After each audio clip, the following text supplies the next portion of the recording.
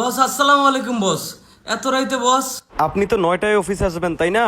হ্যাঁ বস। Next project নিয়ে আমার মাথায় দারুণ একটা আইডিয়া আসছে। কালকে সকালে এসে আপনি আমার রুমে আসবেন, আপনাকে শেয়ার করব। ওকে বস।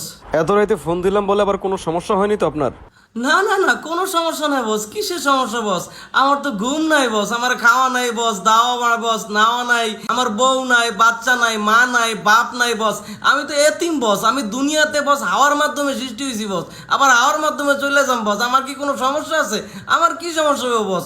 আপনার সমস্যা হওয়ার কথা বস। আপনার বউ আছে, বাচ্চা আছে, নাওয়া আছে, দাওয়া আছে, খাওয়া আছে, ঘুম আছে, মা আছে, বাপ আছে, দুনিয়াতে আপনার সব আছে।